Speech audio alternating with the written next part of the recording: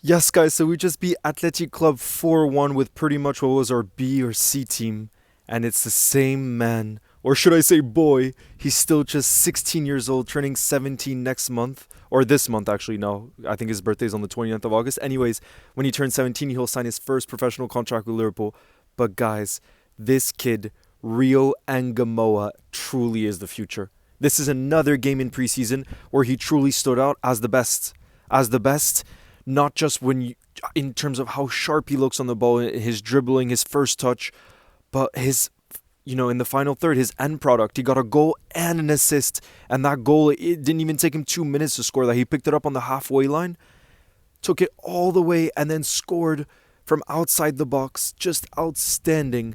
And then he got an assist. He showed his heading ability as well for Darwin when he made it 2-0. But man, this kid, I saw everybody just spamming in the building after Rio start. Rio has to start. Rio has to start. And, even though, of course, Cody Gakpo is still our preferred, is still the favorite to be the starting left winger this season. I mean, he was Slot's left winger last season, and he's, a Dutch international. He's experienced yet young. He's very good. But what's for sure is if Rio continues to play the way he has this preseason, I wouldn't be surprised if he starts more games or gets more minutes than many expected before this preseason. And for me, this is exactly what preseason is about. The results don't matter. The main thing that matters is the player's fitness, right? But for me, it's also fringe players, young players, making a stake in the team to say, listen, Slot, I can do this. If you give me more game time, I will prove to you that I'm good enough to play for Liverpool Football Club. And for me, another one that really impressed me again today was Trey Agnoni. I thought he had to play center back because that's a position we're short in right now.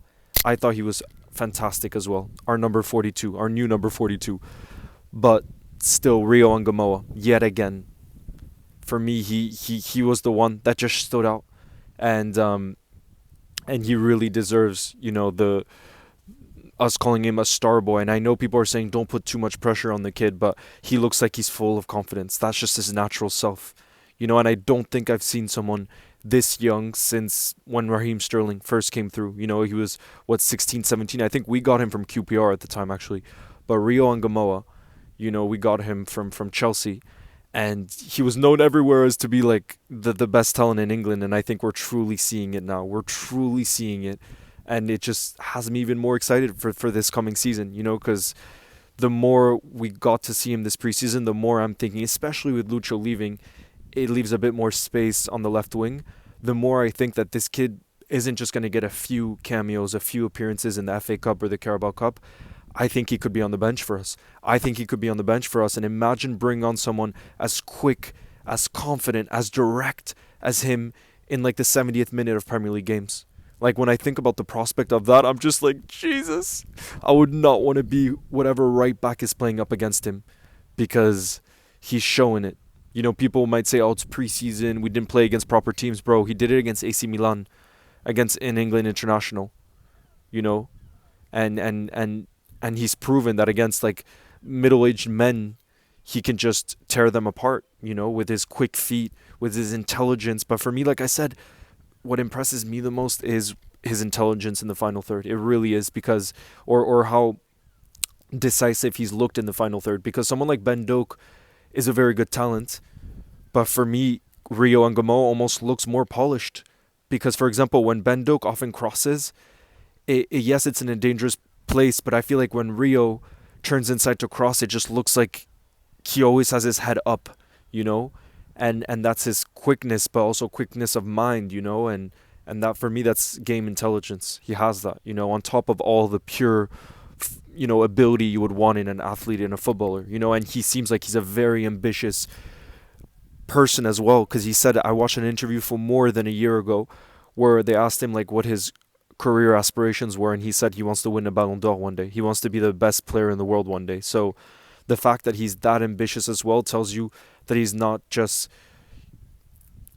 that he's going to put in the hard work as well, hopefully, because he knows to be the best in the world. I mean, the coaches around him will be telling them that. There's no doubt about it.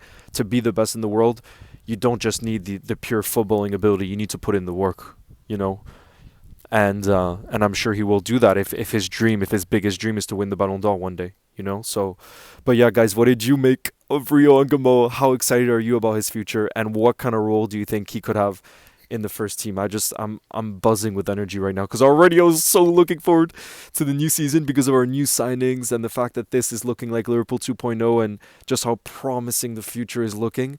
And then you just look at some of these youngsters that are coming through as well, and it gets you even more hyped, you know? So all I gotta say is, what a time to be a Liverpool fan.